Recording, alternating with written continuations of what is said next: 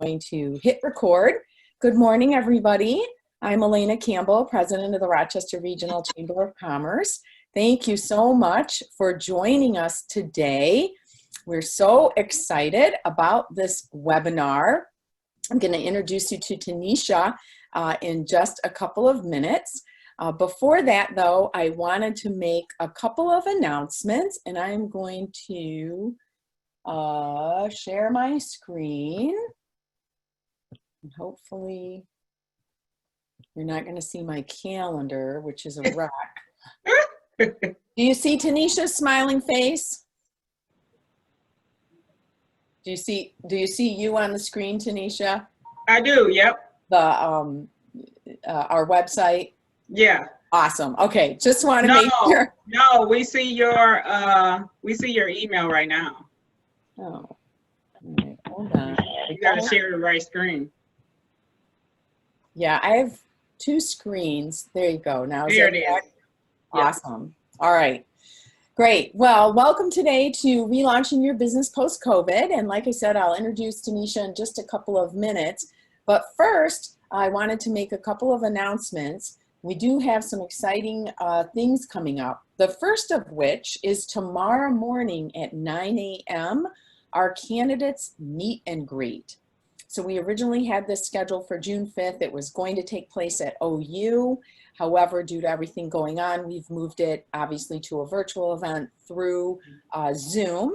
So we will be using the breakout rooms in Zoom, which will be exciting, like we have for our coffee talk as well. And that's been working out really good. We have quite a few candidates who will be participating tomorrow. Candidates for County Commission, for County Commissioner, candidates that are running for Oakland County Clerk, Treasurer, Oakland County Executive, our state representative race. As we know, Representative Michael Weber is termed out. So we're really excited. We have great participation from the candidates. So mark your calendars for that. And this is a meet and greet. It is an informal event where, I got to see who's not muted here. It's an informal event where you will have an opportunity to just chat with the candidates. We'll break people up into different rooms in Zoom, and you'll just have a chance to chat. It is not a formal candidates forum. We will hold one of those after the primary. So this fall, look for that. We will do a formal candidates forum. So join us for the candidates meet and greet tomorrow morning at 9. We also then have tomorrow our Senior Services Peer Solution Group. This is our brand new peer solution group that we just formed. This is their second meeting. If you are someone that works within the senior services area, you provide senior services, you work with seniors in any way, please contact us. We would be happy to have you as part of this peer solution group. On Monday, we have our virtual member orientation 101 in the morning and in the afternoon. So if you need a refresher on your member benefits and how to take advantage of everything that we offer through your membership, you can do that. Again, it's virtual. Our Rebooting Your Business in Safe Mode series, which was originally a 4-part series and is now a 7-part series, will take place on Tuesday again. Brad Lambert, a local attorney, has been leading us through, helping guide us through the executive orders as they come out. And as you know, there have been a lot of executive orders, and it's been quite something to keep up with. And so he has been gracious enough to help guide us through those executive orders and what we need to be doing to reopen our businesses and our organizations safely. So the last one too that I want to point out, the last one will be on June 23rd. And that last one is going to be an open forum discussion. And what we're looking for is for people to share, have you reopened? How's it been going? What challenges have you experienced? What has worked for you? We want to share. knowledge and information about how it's going, and we want to help each other solve, you know, maybe some issues that you're facing. So I'm really excited about that one, to kind of hear how it's going with everybody and what people need help with. And then something we kind of all forgot about, and that was Michigan auto insurance reform. So that was the one of the hot topics before COVID showed up on our radar.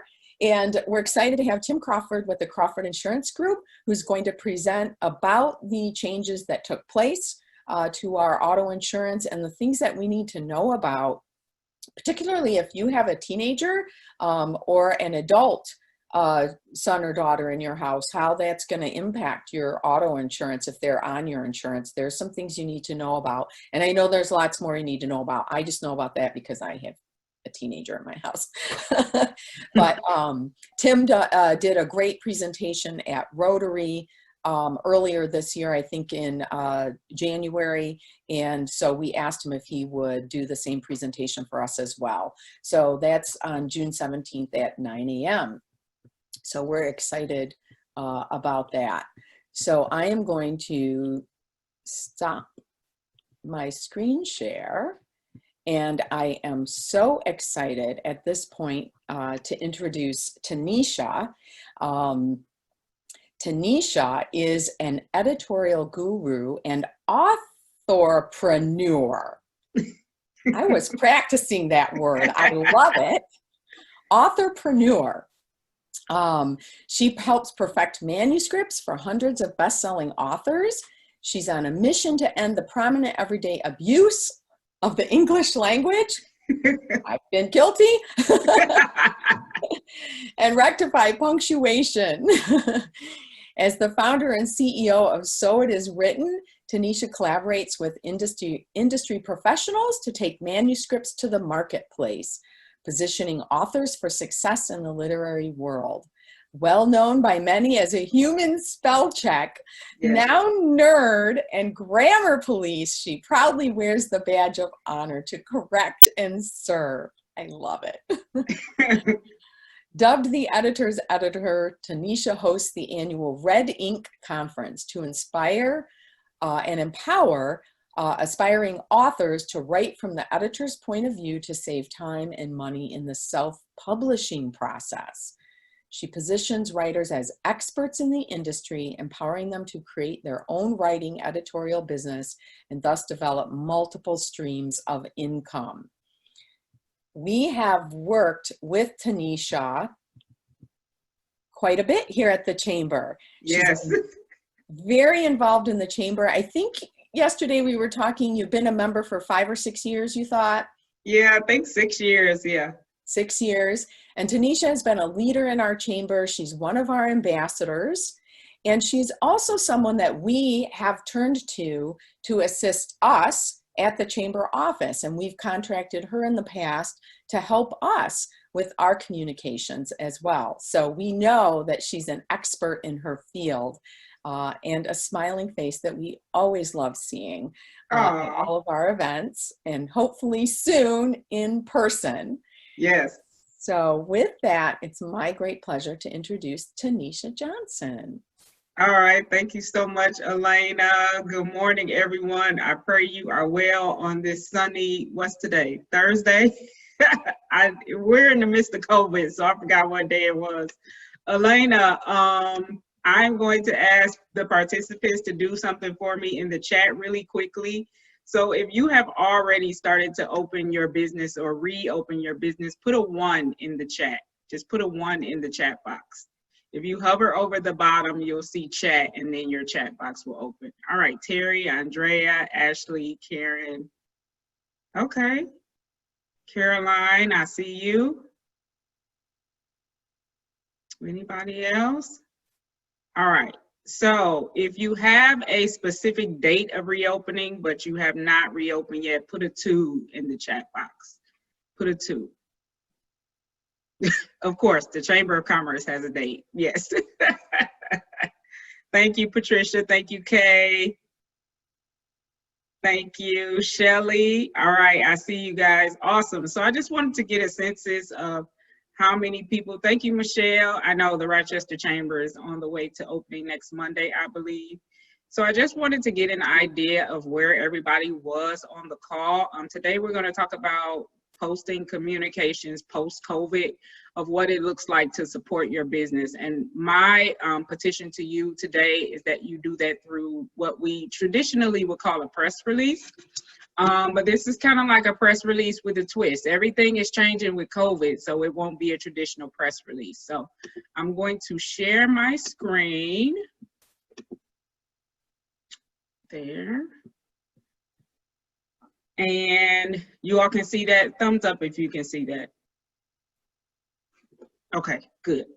So I'm not going to go into slideshow mode because I have this dual screen thing going on, and my husband, he set up some concoction and it'll like go crazy. So yeah.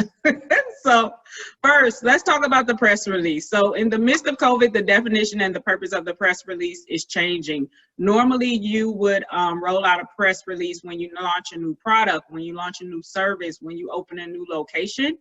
But today, your customers and your clients need to hear from you regularly, since they physically probably have not seen you for more than 60 to 90 days. We've been closed almost 3 months. So if you have not reached out to your customers, your potential customers, your clients, your faithful people who support your business, now is the time to do so, okay? How to stand out in the midst of competition right now. So what are you doing differently in the business to continue to serve your consumers and your clients in the midst of COVID? Uh-oh, I'm getting feedback from somebody. Is everybody on mute? There we go. Okay. So think of the press release with a twist. The press release today can go to the press still. So your Rochester Post, Fox 2 News, any type of local Rochester media, you still want it to go out to the traditional press because they're going to get the word out faster for you. But it also needs to go to your clients and your mass email list of clients and previous clientele. All of us are in business, so we should have an email list. We should have a mass email list of how to contact our clients. This press release needs to go to your clients, letting them know, number one, that you care. People only do business with people they know, like, and trust. So they need to know that you care about them as consumers and customers, and this is not just business as usual. We just went through a whole pandemic and it's probably far from over, okay? But they need to know that you have them top of mind. So with that, you need to be sending out communications to stay in contact with them. Even if you're not open yet, you still need to start sending communications to them. So here's what I propose for the type of press release that I've done for businesses so far. These are the things you need to update your clients on post-COVID. So changes in your business since COVID. What are you doing post-pandemic to serve them safely in person? What does that look like? Are there stickers on the floor? How many people are allowed in your business at once? Are face coverings required or simply recommended? Because I go in Walmart and I could have sworn it was required, but you can't tell with the people walking around because some have masks on, some don't. So is it really required for your business or is it recommended? If you're in a bank like Ashley, they may have a different rule about face coverings because banks are like, you know, usually you're not going into a bank with a face mask unless you're in there trying to do something bad. So that part. So I don't know their rules, but they need to communicate it too. If you're coming in the bank, Absolutely. yeah, to do business, here's what it should look like before you get here. Yep. Ask your clients what they need most from you right now. And I mean, really ask that question wholeheartedly and listen for the answer. In order for you to come back and support our business, we know you're our customer and we want to know what it would take from us to get you to support us right away when we come out of the pandemic. Because there are some people who are like, I'm staying in the house the rest of the year. Now that may not be realistic, but they probably aren't going downtown Rochester to sit at DeMarco's and have dinner. They're just not. So what's going to get them out of the door and asking people what they need from you right now and actually listening for the answer and shaping your communication around that. Tell them how they can continue to support your business despite COVID, even if you're not physically open right now. So I know for Ashley, you can still go online and open accounts. You can still go to the ATM and do online banking. So how can you still continue to support our business even if we're not opening until July 1st? You've got a whole month where people could potentially be supporting you if you sell products, if you sell clothing, if you sell candles. I can't tell you all how much stuff I have ordered since I've been in this house. Everything is coming to the front door, and I don't even know what it is, because that's how much stuff I've ordered from different business owners and Amazon alike. So other ways to connect and show that you care. Think about offering specials or seasonal discounts as you open back up. So people are more apt to support if they know they can save money, they can save time. You got a special going on for the next month. Maybe it's a reopen special. If they have not connected with you virtually before, there were some businesses, believe it or not, who were not on social media. They didn't have a website. They were solely based on people coming into the physical brick and mortar. Now is the time to drum up your social media pages. Direct your people to your Facebook page, to your LinkedIn page, to your Twitter, to your Instagram page, so that if and when we go into another situation like this, you can communicate with them via social media and you're not fishing to get your social media pages up and running. Offer a special or discount to those who opt into your website and email list. So a lot of you may be familiar with this. When you go to somebody's website, it says, hey, get the free download or get a 20% off coupon by just giving me your email. Great, I'll give you my email. So that's what we do to drum up more of our email list. So by now you should have thousands, if not hundreds of people subscribe to your email list. And if you don't know what an email list is, talk to Elena. I'm pretty sure she has somebody who's going to present on just MailChimp or Constant Contact. There's so many different servers out there that you can use to house your customers' emails.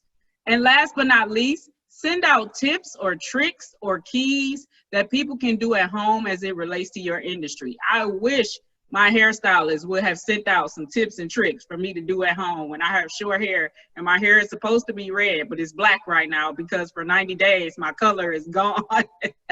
So I wish my hairstylist would have emailed out tips and tricks on what to do when you have red hair and we are in the midst of a pandemic, because now it's black because I literally just washed the color out. So depending on your industry, those tips and tricks may be different, but these are some things that we can include in the press release as well. In general, you don't want the press release to be more than 1 or 2 pages. You want it to be quick, simple, to the point, easy to read, but you want it to be heartfelt. You want people to know that you care about them and that you're not just thinking about your business and your pockets and your money, but you're actually working toward the betterment of the community and consumers. So with that, this is my information. This is my website. We don't just edit books, we build brands. So I help a lot of entrepreneurs, authorpreneurs, and people of various likes and sizes to get their brand together, whether it's through a book or professional bios. I do write the press releases as well. If you're feeling like I don't even want to tackle that, let her do it. I offer that as well. So I'm going to turn it back over to Elena. I'm going to stop sharing my screen. And then I don't know if we're going to take questions by people unmuting themselves or the chat, or if you all have questions on specifically what to put in the press release. Yes, thank you, Tanisha. Mm-hmm. Awesome. Yeah, and we, if you want to unmute yourself and ask a question, that's fine. Or if you'd like to type it in the chat, I'm happy to ask it for you. I know one of the questions that I'll start out with is what about distribution of this press release? What is your advice on getting it out there? So I don't have the bandwidth to push it out. Again, I would say if you have an assistant, if you have a social media person, you definitely want to push it out to your social media pages. You want to push it out to local media. So the Rochester Post, and then I can't remember the name of the magazine with the guy who's in the chamber, but I know there are several.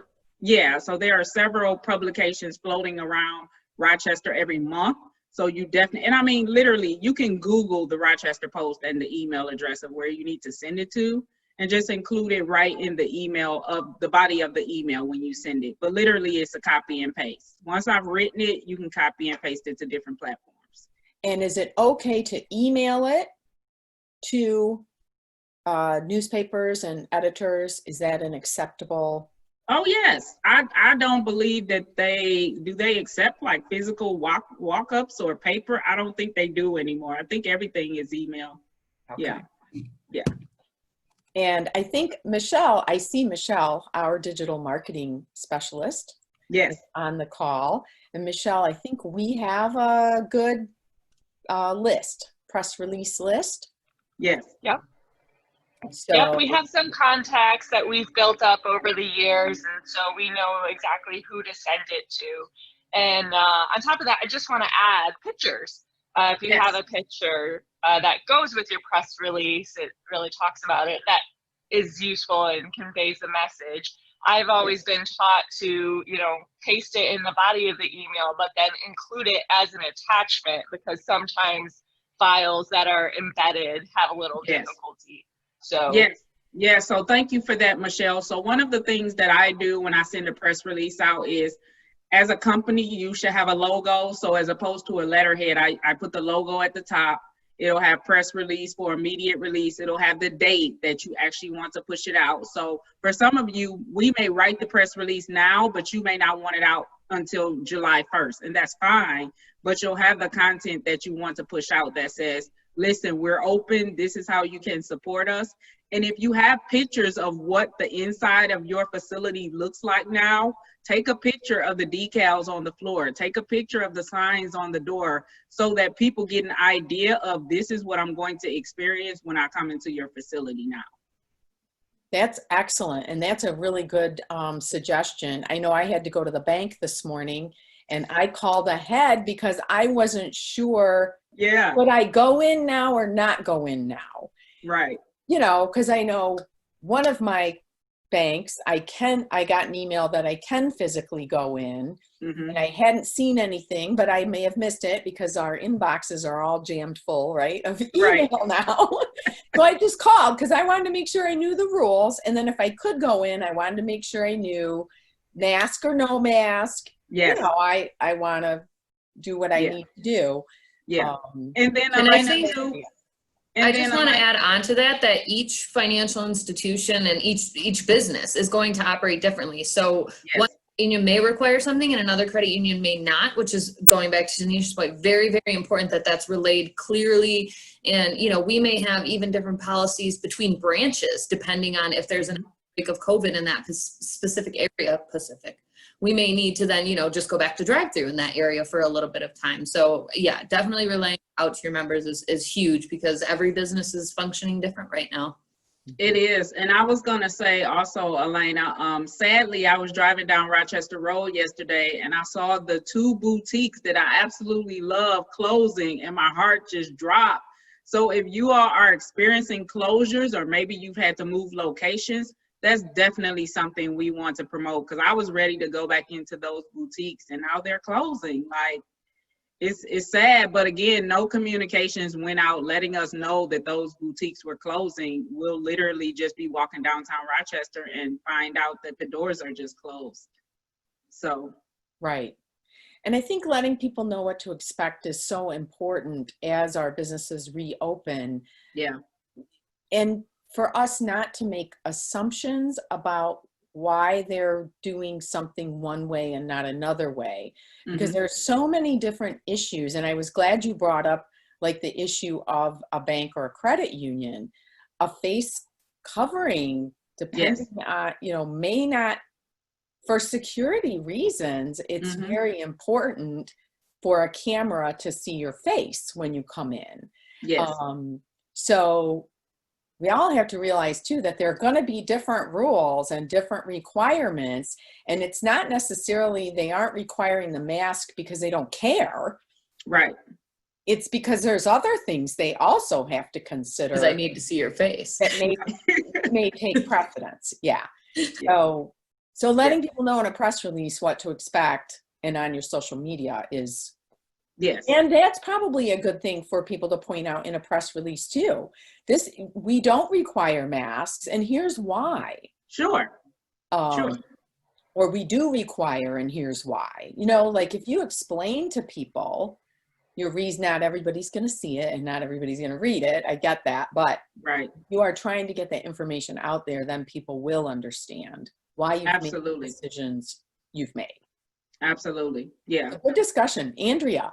I have a question regarding social media. Do you suggest, like, you know, we have the image and then our actual press release would be underneath it, or more of, like you said, breaking it up into chunks of what to expect and check your emails for the press release? Right. Or- So for social media, here's what I would post either a graphic or a picture of the inside, kind of like we talked about, or your business logo. And, you know, literally, here's what it looks like to come back in and support whatever your business name is. And then bullet points, the main points. So I wouldn't necessarily post the whole narrative of press release, but bullet points, because it is social media and people have the attention span of an ant. So yeah. Yeah. They read 140 characters. That's it. That's it. I'm one of those people. I'm like, got it. It's okay. Keep scrolling. Just keep scrolling. Yeah. Yeah. Yeah. So somebody else had a question in the chat, Elena. Did you pick that one up? I'm new to the area. How can I get a list of where to send a press release? Email the chamber. Email the chamber. Yeah. Yes. Michelle has the list. She's got the master list. So go see Michelle. Yeah, and I'll type her email address Yeah. in the, She says she's doing it. oh, is she? Okay. She's like, I got it. Yeah. Hey, Paul. Yes, this might be more specific question and this is all kind of new to me, so this might be a newbie question, but Yeah. when a small business, any kind of business, submits a press release,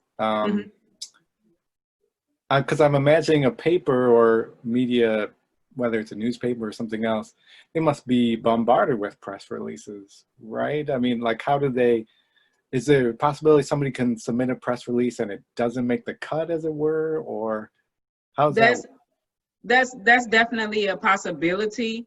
That's why I said submit it more so to the specific Rochester media than like your Fox 2, Channel 7, Channel 4, Okay. because our publications are specific to Rochester. Now, I don't know if there's a fee associated with it to guarantee that the press release gets in there. But for the most part, I've literally pushed out press releases regarding my conference, and they didn't interview me or anything. They literally ran the press release as is, and people were like, did you know you were in the Michigan Chronicle? And I'm like, no, literally, because they took the press release, they took a picture offline, and they just ran with it. So that's kind of how the media does, unfortunately. But yeah, places like the Rochester Post, and there are online calendars and online events and things like that. So I would make my grand reopening, as we're kind of branding it, like an actual event. Make it an event. Something that I would like to point out as well is through, and I will share my screen here really quickly. Sure. Through your membership in the Rochester Regional Chamber, through our Member Information Center, you can submit a press release, and it scrolls. This is the home page of our website, and the press releases scroll right here on our home page. And I have been told by 2 reporters that they check this site. They check our website for press releases and news and information about our local businesses. So this is a really effective way to help get your information out, not only to chamber members, because it shows up in their newsfeed in the Member Information Center, but also here on our website for the public. And then this is what Michelle looks to for our weekly electronic newsletter, the RRC Pulse. She looks at these news releases, okay, what's going on in our business community that we need as a chamber to communicate to our members. So it's not guaranteed you're going to get in our newsletter, you know, because we're not, a lot of these things are perhaps, you know, the local choir group, you know, their performances or things like that, which is great. But we're looking for business news to put in our newsletter that we want to share. So this is a resource for you, and that's free. That's part of your membership. I love it, Elena, because you can see headshot photographer Scott Lawrence has reopened. I love that. Yep. Yeah. Yep. Need a new headshot, I can tell you that much. Please get a new headshot. I think everyone will with the new hairstyles going Yeah. on after COVID, right? Adding to what Elena said, if you're interested in learning more about uploading press releases to the Member Information Center through the Rochester Regional Chamber of Commerce, we have a member orientation class coming this Thursday, and it explores exactly how to do this. So you can get more information there. And then going back to what Tanisha said about the boutiques, that's so heartbreaking. I know. I want to say that had they communicated and shared, like, I really love the businesses that have been able to pivot during this time. And, you know, if they're an online, or if they're a storefront, being able to communicate with their customers, hey, we have an online store now, making things so much more efficient. So it's not only the COVID practices and safety precautions that you want to share with your clients, but also the ways your business has shifted and pivoted to make it easier for them, such as an online store or new products, anything like that. Yeah. Yeah. And then also, I think you'll see as well that we have community events that scroll. Yeah, that's my event. And yes, I stopped it on your event. How to write a 30-day devotional in 48 hours. Yes. So again, a great way to get information out about your business and the things that you offer, and let the community know. So yeah, I will stop my screen share here. I know it's annoying sometimes. All right. Yeah, Elena, so if anyone is interested in having me draft a press release for their business, they can email me at info@soitiswritten.net. That's info, INFO, @soitiswritten.net. And let's type it in the chat. chat. Info at soitiswritten.net. Okay, there you go. Thank you. Thank you. And I have another question in the chat. What is the role of a publicist? And can they help expand a press release's reach to more communities and media outlets? Absolutely. So I don't know if you all are familiar with Andrea, what's her last name? Walker-Leedy. Yes, Andrea is a publicist, meaning she has the connections, she knows the people, she doesn't just have a random email address, like she can get you booked for interviews. She is more than likely to get your press release in print.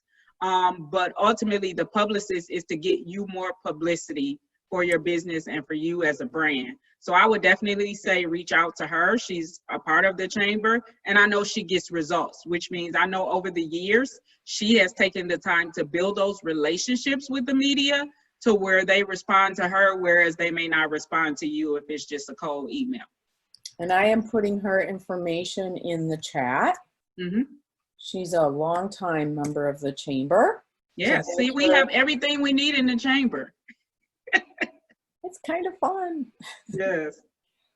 You're welcome, Paul. All right. Yes, Terry. It's going back to the grand opening. I have been doing most of my stuff virtually, and most of my business, but I started opening back up. So I'm only open one day. Okay. I've got students. I have a music school. So I mean, some of my students that felt comfortable coming back are back, but majority of them are still online. Of the people that are even there, people are waiting till they feel safe. Some are totally and coming back after everything's all done, they said.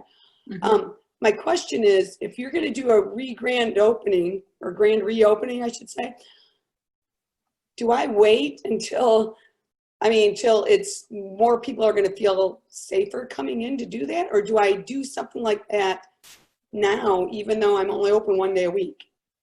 So for me, Terry, you may have to roll out press releases in phases.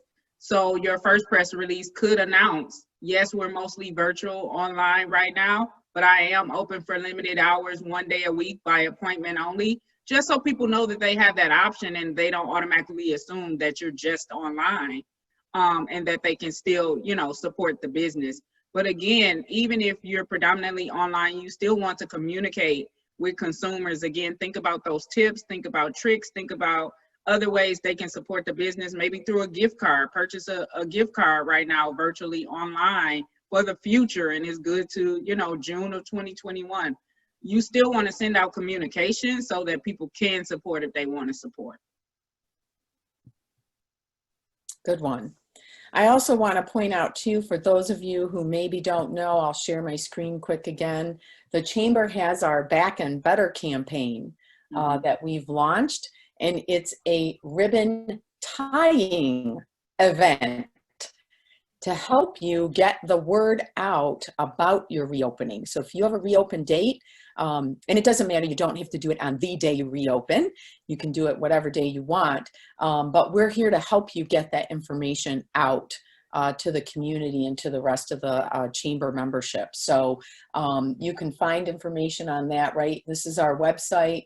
If you go to the COVID-19 tab, it's right at the very top of there. And so we would love to help you with a ribbon retying event. Right. We cut the ribbon, now we're going to retie. Yep. And Maggie reported yesterday that we have our first ribbon cutting in July. So oh, wow. Excited, a new business. So that's exciting. Sweet. Hey, that's good. Yeah. Yeah. Yep.